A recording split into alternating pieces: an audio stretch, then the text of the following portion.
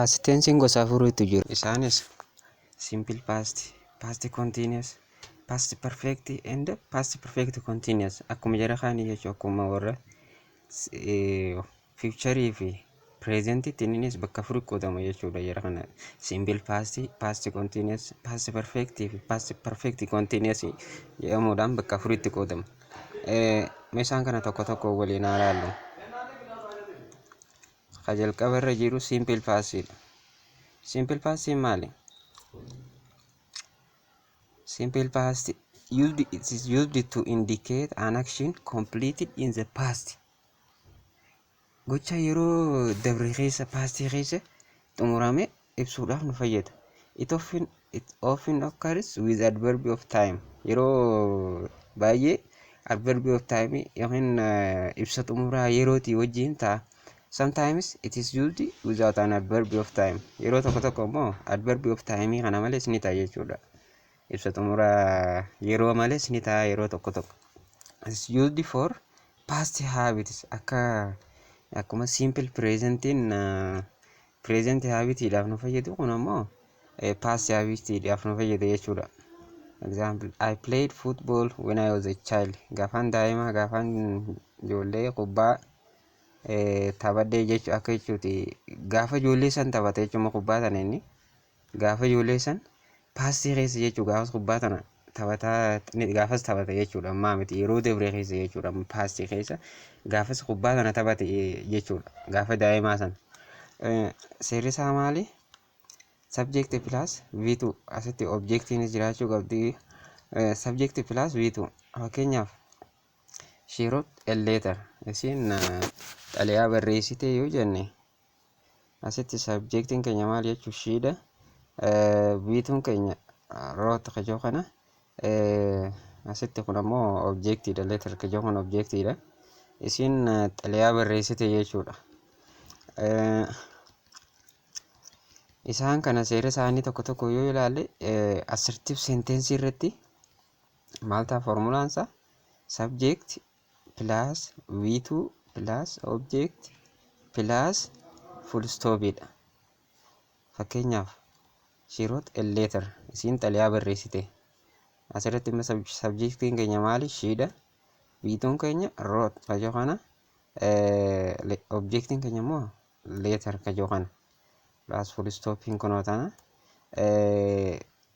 asirratti she qofaa miti his fayyadamuu ni dandeenya. He wrote a letter, we wrote a letter, they wrote a letter hunda fayyadamuu dandeenya jechuudha. Asirratti she akka fakkeenyaatti haa fudhannu malee. Negative sentence keessatti immoo negative jechuun faalluma deebisu jechuudha.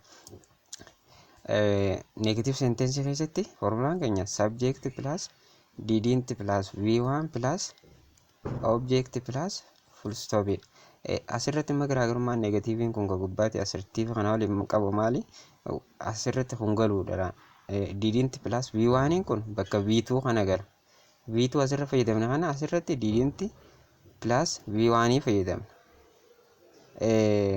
Fakkeenyaaf she didn't write a letter yoo jenne immoo she didn't write a letter yoo jenne isin xalayaa hin barreessine. She didn't write a letter. Subjectiin keenya she kana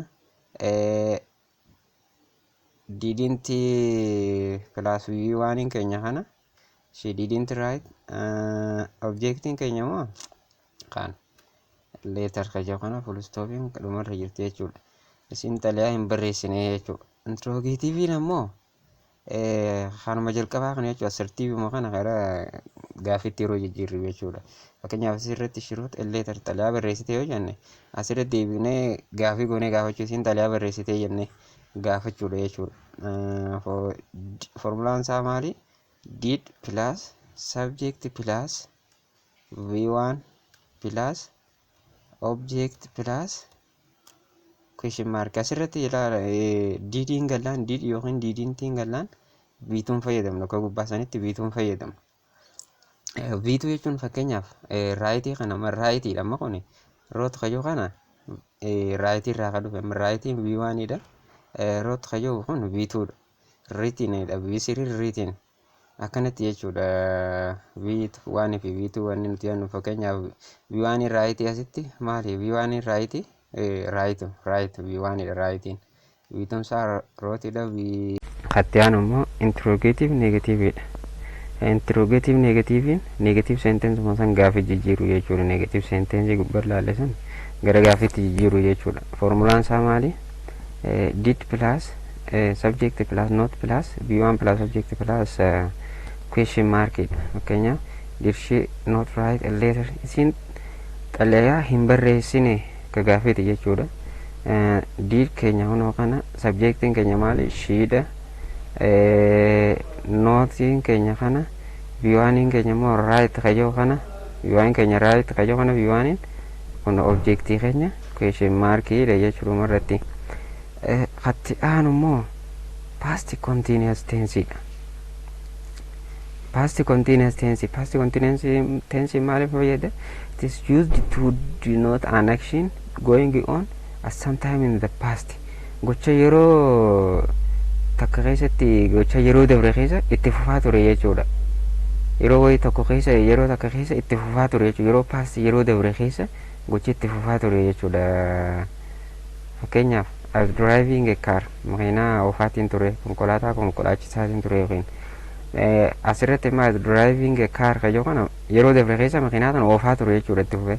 Akka fakkeenyaaf simple present continuous irratti I'm driving a car yoo jenne amma oofuttiin jira jechuudha. Amma makiinaa san harkaa hin qabu oofuttiin jira jechuusi oofaati akkas jechuudha. Fakkeenyaaf yooniin I'm driving a car yoon je makiinaa tana harkaa hin qabu jechuudha. Amma oofuttiin jira jechuudha oofaatiin akkas jedha. Akkasumatti kun immoo yeroo dabre keessa I was driving a car kajoo kun amma yeroo paastii san keessatti itti fufaa ture jechuudha. Yeroo takka keessatti yeroo murtaa'e tokko keessatti itti fufaa ture jechuudha. Yeroo takka keessatti yeroo sanitti inni yeroo paastii san keessa gocha kana itti fufaa ture jechuudha.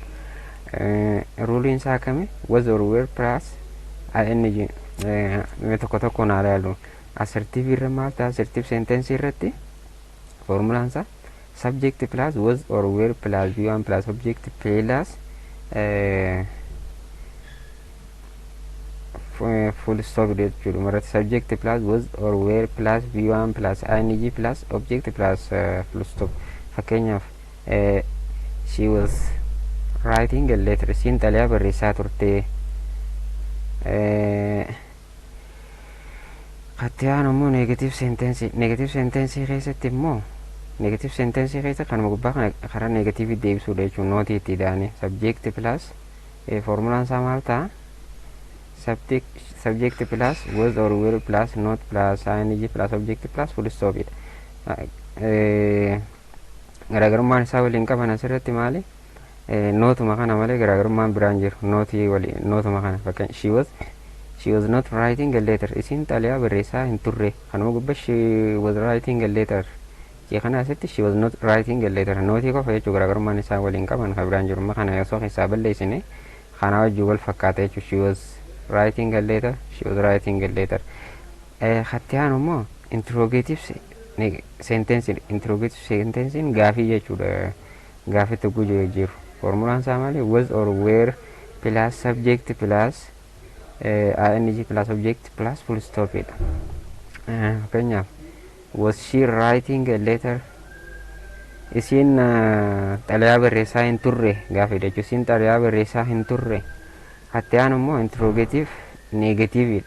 Negative ima negative san interrogative gaafii jijjiirree jechuudha. Negative kanuma kana jechuudha. Negative sentence kana negative kana gaafiitti akka wanti akka gaafii gaafannu jechuudha. Interrogative negative formulaan isaa maali?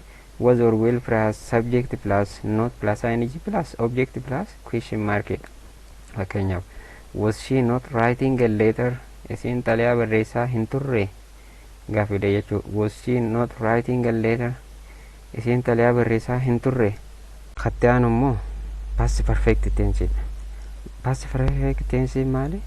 It is used to describe an action completed before a certain moment in the past. Gocha yeroo murtaa'e tokko duratti raawwatame nu agarsiisa jechuudha. Yeroo dabre keessa yeroo murtaa'e tokko keessa raawwatame nu agarsiisa jechuudha. Usually before a long time ago. Irra caalaatti yeroo dheertuu dura jechuudha. Gocha yeroo murtaa'e tokko duratti raawwatame jechuudha. If two actions happened in the past, past perfect is used to show the action that took place earlier. yoo gochoonni lama yeroo dabre keessa yoo waliin ta'an past perfectiin gocha isa ka jalqaba ka dursee ta'e san ka durarra ta'e san agarsiisuudhaaf nu fayyada jechuudha. Fakkeenyaaf the patient had died before the doctor came. Ammas irra gochoota lamaatti osoo dhukkubsatichi osoo dooktarri hin dhufin du'ee gochoota lamaatti jechuudha asirratti du'uu dhukkubsataatii fi dhufuu dooktaraa jechuudha. Amma gocha kun lamaan yeroo dabre keessa ta'anii kamtu dura ta'e gocha kana jechuudha. Amma past perfectiin kana nu agarsiisa du'ee jiraachuu dhukkubsataati jechuudha. Osoo dooktarri hin dhufin dura du'ee jira jechuudha. Wanti dhukkubsataan kun achi dura du'e yeroo dooktarri dhufu san jechuudha. Osoo dooktarri hin dhufin jechuudha before the doctor came. Osoo dooktarri hin dhufin du'ee jira jechuudha. Dhufiinsa dooktaraa kana dura du'ee jechuudha. Amma tokko tokko yoo ilaallu seera isaanii maali assertiivi keessa maali formulaan isaa subject plus had plus bcd plus object plus full stopidha. Fakkeenyaaf she had written a letter isiin xalayaa barreessitee turte jechuudha. Amma kunis yeroo murtaa'e san keessatti raawwatamee jira jechuudha. Yeroo paastii keessatti gocha lama goone malee ammaa asirratti yeroo paastii keessatti wanti kun yeroo paastii keessatti barreessitee xumurtee jirti jechuudha. Sartee muumantii takka duratti waan tana barreessitee xumurtee jirti jechuudha. Paastii keessatti yeroo murtaa'e tokko duratti xumurtee jirti jechuudha. Kattaan immoo neegatiiv seenteensii neegatiivii irratti maali kanuma wanta jijjiiru jechuudha. Nootii itti dabaluudha. Subject plus had not plus object plus full stopidha. Fakkeenyaaf she had not written a letter xalayaa barreessitee hin turre yeroo sanitti jechuudha. Yeroo murtaa'e tokko duratti barreessitee xumurtee hin turre jechuudha. Maasirratti sartee muumantii yeroo dabre keessa jechuudha. Paastii keessa yeroo murtaa'e tokko duratti waraqaa sana barreessitee hin jirtu jechuudha. Ichi duratti barreessitee hin xumurree jechuudha isiin. Kattaan immoo interrogatiivi maali gara wanti jijjiiru maali gaafii jechuudha. Formulaan isaa had plus subject plus bcd plus object plus full stopidha. Fakkeenyaaf had she written a letter isiin xalayaa barreessitee jechuudha. Yeroo dabre san keessa jechuudha. Yeroo paastii yeroo murtaa'e san dura jechuudha. Barreessitee xumurtee jirti akka jechuuti. Yeroo dabre san keessatti gaafiidha jechuudha. Amma ni gaafiidha. Interrogative negatiiviin ammoo kanuma negatiivii hima negatiivii gubbaa laallisan jechuudha. San gaafii deebisuudha jechuudha. Fakkeenyaaf kun amma fakkeenyaaf harchi written a letter kayyoo kuni kamii wajji fakkaata yeroo lamaan gubbaarra laalle kana wajjin assertiivii kana jechuudha. Assertiivii kana gaafii gisee deebifnu she had written a letter kayyoo kana gaafii gisee deebifnu maal ta'a had she written a letter akkasumatti jechuudha. Interrogative negative sentence kana gaafii jijjiiruu jechuudha. Fakkeenyaaf she had not written a letter kayyoo kana kara gaafii deebise jechuudha. Kara gaafii deebiseeti maali had she not written a letter xalayaa barreessitee hin turre jechuudha. Yeroo dabarsan keessa yeroo murtaa'e dura jechuudha. Kattaan immoo past perfect continuous tensedha. Past perfect continuous tense maali it is used to denote an action that began before a certain point in the past and continued up to some point in the past. Maali jechuudha. Yeroo dabre keessa yeroo murtaa'e tokko dura jalqabameeti gocha kun hamma yeroo takka yeroo biraa tokkotti itti fufee jechuudha. Itti fufaa ture jechuudha. Yeroo dabre keessa yeroo murtaa'e tokko dura jalqabameeti itti fufee jechuudha. Amma yeroo takkaatti itti fufaa ture jechuudha.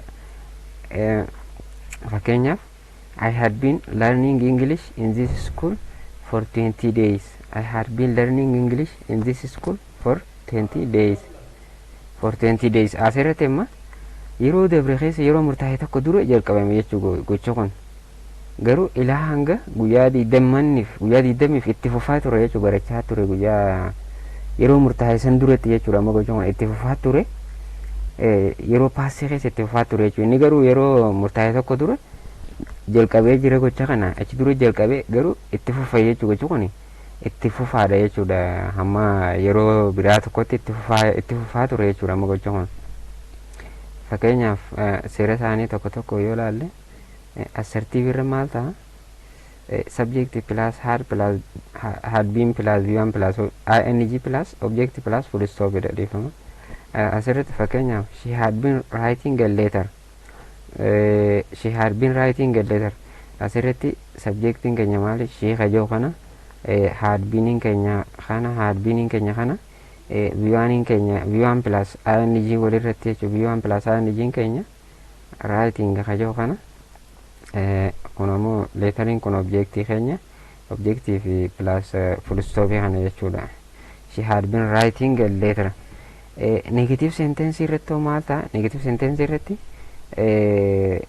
kanuma gubbaa kana jechuudha. Negative deebisuudha jechuudha. Nootii itti daane subject plus had not been plus v1 plus ing plus objectiidha.